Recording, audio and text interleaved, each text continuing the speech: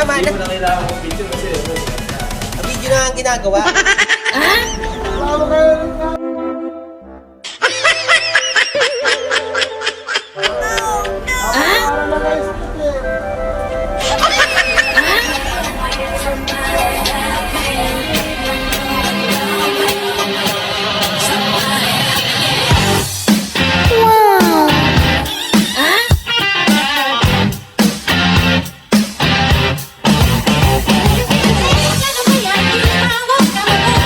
Magandang araw po sa inyong lahat mga kabiyay heroes. Nagpapasalamat nga po pala ako kay Conductor Tagyam, nakabiyahe po tayo ngayon. Maraming pong salamat paring Tagyam. Kaya ginanaan po tayo magwalis ngayon kasi nakabiyahe tayo. Kaya nung pipila na po tayo rito sa Santa Cruz, medyo maganda po yung bus natin, malinis yung loob, komportable po yung mga pasaherong sasakay.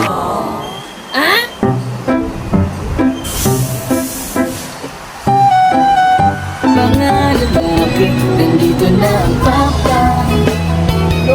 papatulong. Nandito na ang papatulong. Sakay pala natin ngayon yung tatay ni Sunny Boy Amandog. At habang nakapila, chinik ko muna po yung mga pasahero natin kung ilan pa po yung kulang natin. Nandito din po pala yung mga kaibigan nating vendors dito sa Santa Cruz. Habang nakapila po tayo, naghahabol naman po silang makabenta. Sa hirap po ng buhay ngayon, sila po yung mga kaibigan natin na lumalaban ng patas at dumidiskarte para sa pamilya. Saludo po ako sa inyo mga kaibigan kong vendors sa Santa Cruz.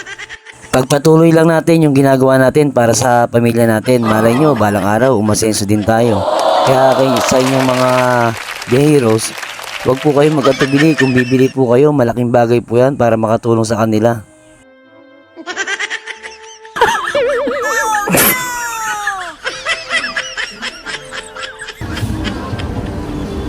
Sobaloy! Sobaloy!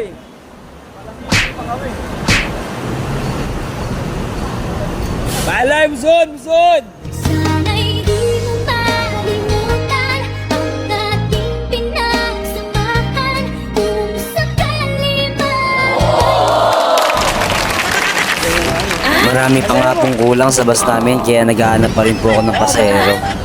Nandito nga po pala si Kuya Romy Obinario ng SPS. Conductor po siya ng SPS.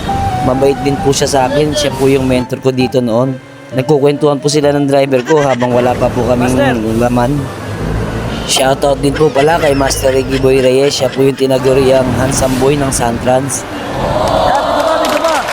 Siya nga po pala si Pabro. Siya po yung dating gwardiya ng Santrans. Ngayon po siya na po yung tagapangasiwa ng parada namin. Siya po yung nag-a-assist din sa mga pasahero. At syempre, ang driver ko nga pala si Mr. Robin Padilla ng Santrans.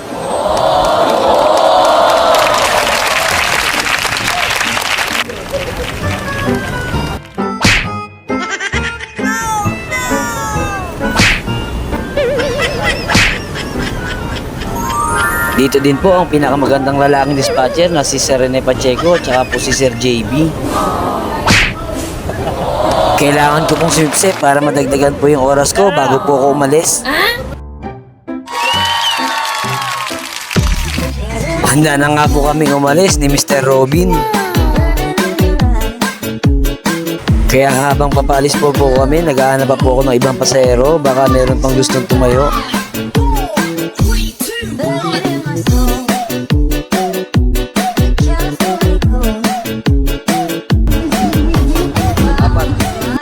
Pakiramdam ko, masaya yung driver ko kasi kahit hindi tumama yung paluwas namin, itong pauwi namin, nakabawi kami.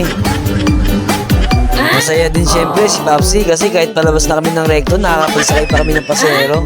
Kahit senior, inaalalayan ko na lang para siya makaupo.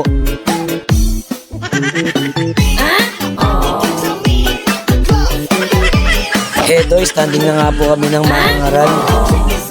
Siyempre, lahat naman, welcome naman sa bus natin. Wala tayong pipiliin dyan. Importante, lahat tayo nagkakasya sa bus.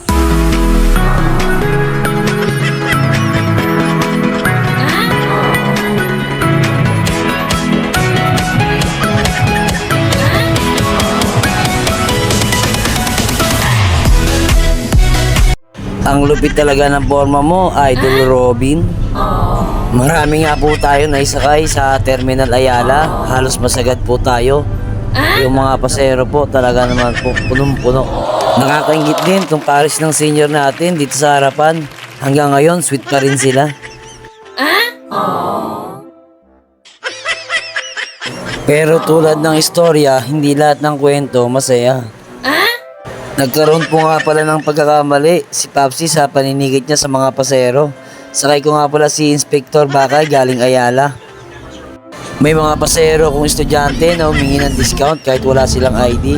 Yan po ang ating naging problema. Pero syempre okay lang kasi trabaho din naman ng inspector yun. Tsaka nagkakamali din tayo, hindi naman tayo perfectong empleyado. Kaya kahit ano pang nangyari sa araw na ito, tuloy lang natin yung focus natin sa biyahe natin para hindi tayo lalong masira. Kaya itong driver ko pag kumaway para siyang artista oh. Hindi naman galak na galak yan kasi na-tsempo siya.